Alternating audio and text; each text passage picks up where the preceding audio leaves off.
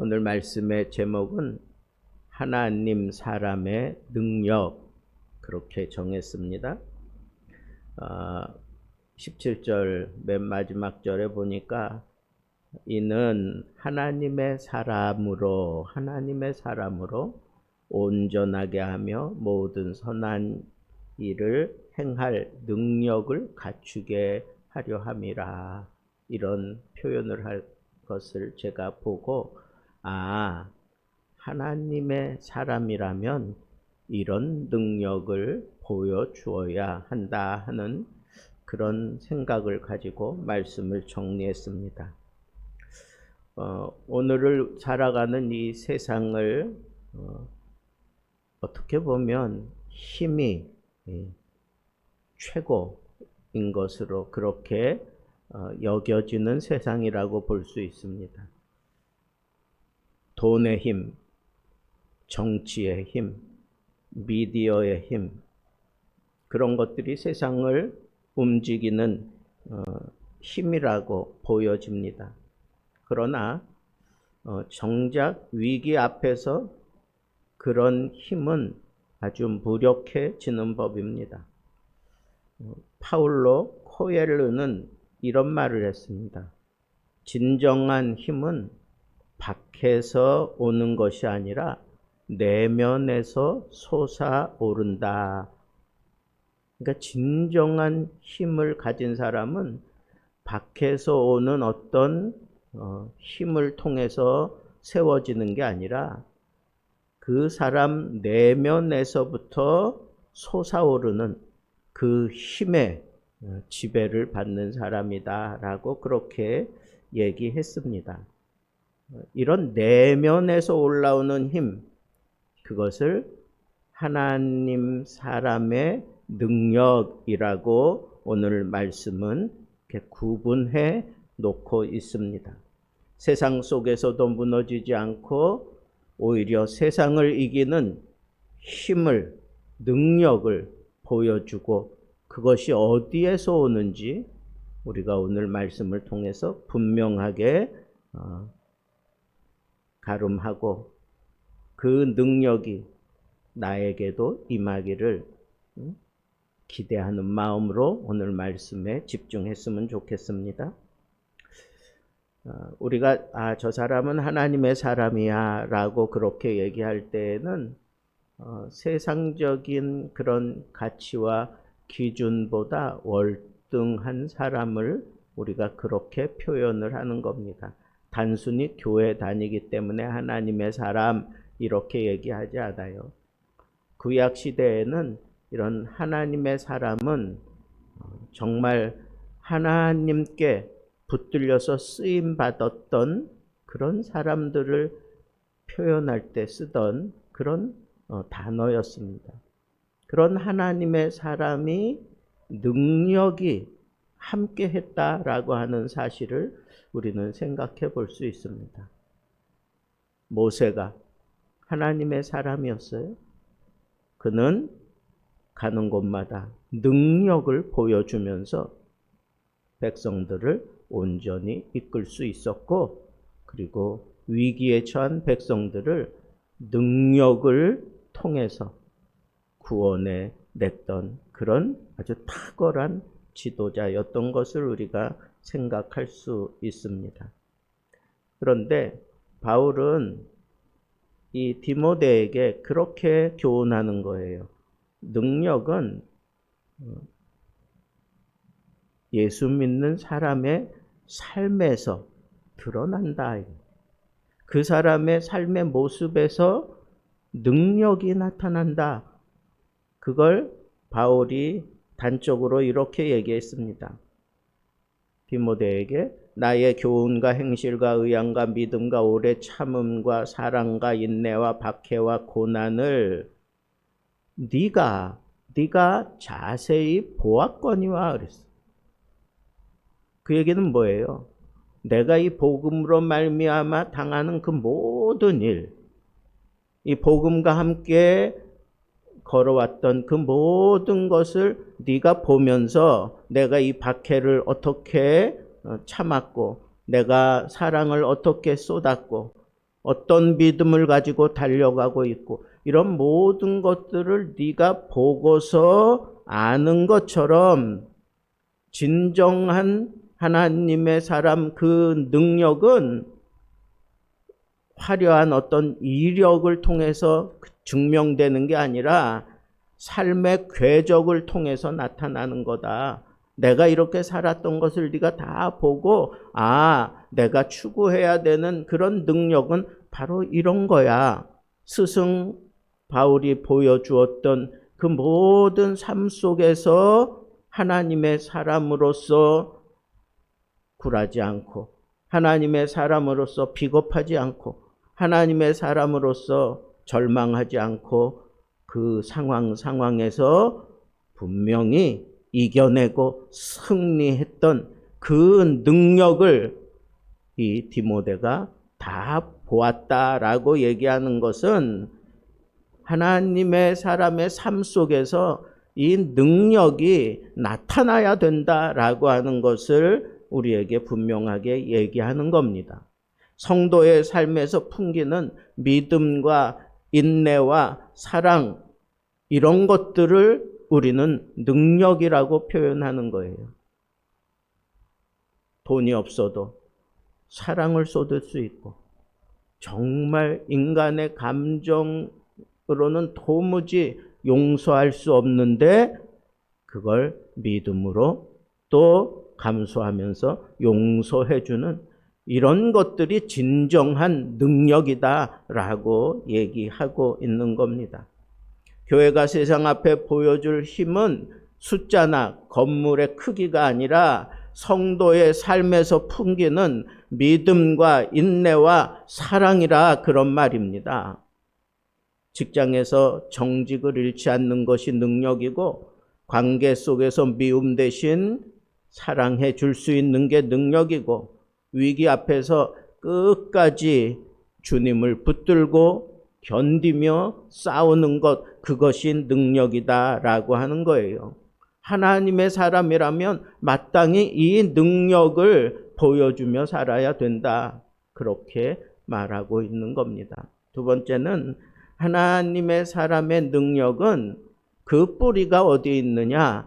바로 이 말씀에 있다라고 하는 거예요. 말씀에. 그래서 너는 배우고 확신한 일에 거하라 라고 그렇게 얘기하고 있는 거예요. 어릴 적부터 자기 어머니와 외조모에게서 배우고 터득한 그것을 토대로 해서 계속해서 배우고 확신한 일에 거하는 것 그것이 아주 중요하다는 거예요. 왜? 그게 바로 우리의 능력의 뿌리다라고 하는 거예요. 능력의 근원은 말씀에 있다는 거예요. 단순한 그런 지식이 아니라 능히 너로 하여금 그리스도 예수 안에 있는 믿음으로 말미암아 구원에 이르는 지혜가 있게 한다라고 그렇게 얘기를 했습니다. 그러니까 우리가 하나님의 말씀을 보고 하나님의 말씀을 터득하고 하나님의 말씀으로 말미암아 우리는 세상이 주지 않는 하늘로부터 오는 그 지혜를 얻게 되고 그 지혜를 가지고 내 삶을 판단하고 내가 결정을 내리고 그리고 꿋꿋하게 세상 사람들과 다른 모습으로 그렇게 이겨내는 삶을 사는 거 그게 바로 말씀을 터득한 사람이 지혜를 가지고 결정하고 나아갈 때 이루어지는 일이다라고 얘기할 수 있습니다. 오늘날 시대는 정보가 넘쳐나지만 어떤 면으로는 지혜가 사라진 시대입니다. 인터넷에서 수많은 지식을 얻어도 구원의 지혜는 오직 말씀 속에서만 이루어질 수 있기 때문인데 부모가 자녀에게 가장 크게 남겨놓을 유산이 뭔가? 그게 바로 말씀이라는 겁니다. 교회가 다음 세대에게 줄 수 있는 가장 큰 선물이 뭔가? 그것이 바로 변하지 않는 말씀인 것입니다. 그래서 이 말씀을 가르치고 이 말씀을 얻기 위해서 터득하려고 막 발버둥 치던 그런 사람들이 말씀을 통해서 크게 도전을 받고 위로를 받으면 그 사람은 반드시 그 말씀 때문에 승리하는 삶을 살 수 있다고 하는 겁니다. 셋째, 하나님 사람의 능력은 말씀을 따라 온전하게 세워지는 겁니다. 성경의 본질을 이렇게 얘기합니다. 모든 성경은 하나님의 감동으로 되었다 그랬고, 교훈과 책망과 바르게 함과 의로 교육하기에 유익하다, 그렇게 얘기를 하고 있습니다. 그러니까 하나님의 말씀을 통해서 우리가 온전해진다는 거예요. 성경 놀이를 가르치고 잘못된 길을 지적하고 바른 길로 이끌고 하나님의 의로 우리들을 훈련시킵니다. 그 결과가 뭡니까? 하나님의 사람으로 온전케 하며 모든 선한 일을 행할 능력을 갖춘 자가 되게 만든다, 그렇게 얘기하고 있습니다. 여러분, 진정한 능력이 뭔가? 온전한 사람이 되는 거예요. 하나님의 일을 할 수 있는 온전한 사람이 되는 것, 그것이 능력 중에 능력이다라고 하는 거예요. 그래서 우리가 이 하나님의 말씀을 통해서 깊은 깨달음을 얻기 위해서 예배 가운데서 우리는 우리의 성품을 바꿀 수 있습니다. 말씀을 듣는 가운데서 우리는 세상에 나아가서 베풀 수 있는 선한 능력을 우리가 얻게 되는 것입니다. 온전한 사람, 하나님의 뜻을 온전히 베풀 수 있는 사람, 그렇게 세워가는 과정 속에 말씀이 필요하고 말씀으로 말미암아 훈련받게 되면 이렇게 하나님이 쓰실 만한 온전한 사람이 된다라고 하는 것을 우리가 알아야 하겠습니다. 자, 그렇다면 여러분, 우리가 지금까지 살펴본 그 본문의 내용을 조금 더 들여다보면 이런 거예요. 하나님의 사람이 보여주는 능력은 그냥 속에 있는 게 아니라 내 삶을 통해서 드러내야 된다 하는 거예요. 2023년도 터키 대지진이 있었습니다. 한 한국인의 구호대원이 세상 매스컴을 탔는데 그는 매몰된 그 처참한 현장에 들어가서 36시간이나 쉬지 않고 구조 작업을 했습니다. 처음에는 존경하는 그런 눈으로 바라보다가 나중에는 그런 일 하다가 지쳐서 쓰러지고 위급한 그런 상황을 만날까봐 만류하면서 도대체 왜 이렇게까지 하느냐라고 그렇게 물어봤을 때 이 청년이 이렇게 얘기를 했습니다. 내가 예수 믿는 사람이기에 내가 보여줄 수 있는 건 말이 아니라 행동입니다. 나는 이 사람들에게 많은 물자 같은 거 못 주지만 나는 이 사람들을 살려내고자 하는 이 생명 반응은 나는 보여줄 수 있다라고 그렇게 얘기했던 겁니다. 그렇습니다. 기독교인의 말보다 삶을 통해서 나타나는 신앙의 힘을 보고 싶어 하는 게 바로 세상입니다. 두 번째는 말씀에서 나오는 그 능력을 우리는 적극적으로 요청하며 살아야 되는 거예요. 능력의 근원이 말씀이라고 제가 말씀드렸는데, 여러분, 미국 농구 스타 가운데 스테픈 커리라고 하는 선수가 있는데, 이 선수는 경기 전에 언제나 이 성경 구절을 이 손목 밴드에 적고 그리고 나가서 뛰는 것으로 유명합니다. 그는 인터뷰에서 이런 말을 했어요. 나는 농구 선수 이전에 하나님의 말씀 위에 선 사람이다.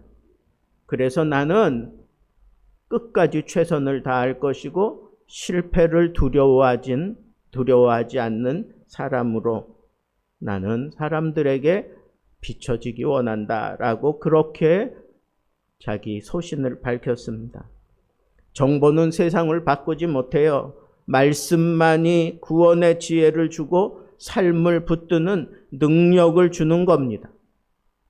또 우리가 이 말씀으로 온전해지는 그런 능력을 우리가 앞에서 생각해 봤는데, 성경은 하나님의 사람으로 가르치고 바로잡고 훈련해서 온전하게 하는 겁니다. 그 온전해져야 내가 능력 있는 사람으로서 능력을 쏟으며 살 수 있는 겁니다. 한국의 한 젊은 사업가는 배처 창업에 실패를 했습니다. 그리고 빚더미에 앉았습니다. 많은 사람들이 근심하며 걱정했습니다. 그 자신도 너무 힘들고 어려워서 매일매일 성경을 붙들고 울었습니다. 그러다가 고린도 후서에 있는 말씀 한 구절이 이 사람 마음속에 팍 꽂혔습니다. 내 은혜가 내게 족하다. 아니, 실패한 자리에서 도대체 하나님이 나에게 무슨 은혜를 주셨다는 말입니까? 처음에는 이 말씀이 크게 다가왔지만 그것이 내가 지금 붙들 말씀이라고 생각을 못했어요. 그런데 곰곰이 기도하면서 생각해 보니까 내가 정말 하나님을 믿는다면 내가 이렇게 실패한 것조차도 하나님이 나를 위해서 베푸신 은혜일 것이다 라고 하는 그런 확신이 들기 시작하더래요. 그래서 모든 성경에서 실패했다가 일어난 사람들이 막 내 안에서 파노라마처럼 막 엮여져 가는 것을 그가 보고서 이것까지 나는 하나님 앞에 은혜를 받은 거구나. 내가 이것까지 받아들일 수 있는 믿음이 있어야 하나님이 정말 나를 온전히 사랑하는 것이고, 내가 성공만을 위해서 순종하는 게 아니라 실패하기 위해서도 내가 순종해야 되는 거구나 라고 하는 그런 깨달음을 얻고 그가 힘을 얻었어요. 용기를 내서 두 번째 벤처 창업을 펼쳤는데, 그때부터는 놀라운 하나님의 은혜가 막 여기저기서 터져서 결국은 순식간에 새롭게 그렇게 일으킬 수 있었다고 고백을 했습니다. 그리고는 이렇게 마지막을 장식했습니다. 말씀은 내 사업의 비결이 아니라 내 인생의 능력이다. 여러분, 우리도 하나님의 그 말씀이 나에게 능력이 되기까지는 이 말씀이 나를 다스리고 이 말씀에 의해서 내가 하나님의 지혜를 얻었다면 이 말씀을 통해서 내가 능력을 쏟아붓기까지 꼭 거쳐야 되는 게 하나 있는데, 그게 바로 하나님의 은혜가 나를 온전히 사로잡는데, 그 하나님의 은혜는 내가 잘 나갈 때, 내가 승승장구할 때가 아니라 오히려 실패하고 그리고 완전히 무너졌을 때 더 필요한 게 하나님의 은혜 아니겠습니까? 이러한 사실을 우리가 생각한다면 우리는 어떤 자리, 어떤 상황에서도 철저하게 순종해야 된다. 이 순종이 하나님의 사람의 능력을 싹 틔우고 폭발시키는 하나님의 은혜다라고 하는 이 사실을 오늘 우리는 이 사람의 간증을 통해서도 얼마든지 알 수 있습니다. 그렇다면 우리는 결론적으로 우리의 삶을 통해서 증명해내는 능력을 보여줍시다. 말씀이 내 모든 것의 뿌리가 되는 것이니 말씀을 붙들고 승리하는 삶을 보여줍시다. 이 말씀이 내게 능력이 되기까지, 내가 하나님의 사람으로서 하나님의 손에 붙들려서 쓰여지기까지 우리가 이 말씀으로 말미암아 온전케 되는데 거기서 반드시 거쳐야 되는 과정, 그것은 바로 순종이다라고 하는 이 사실을 생각하고 우리는 어떤 상황, 어떤 자리에서도 내가 하나님의 사람입니다. 나는 순종하겠습니다.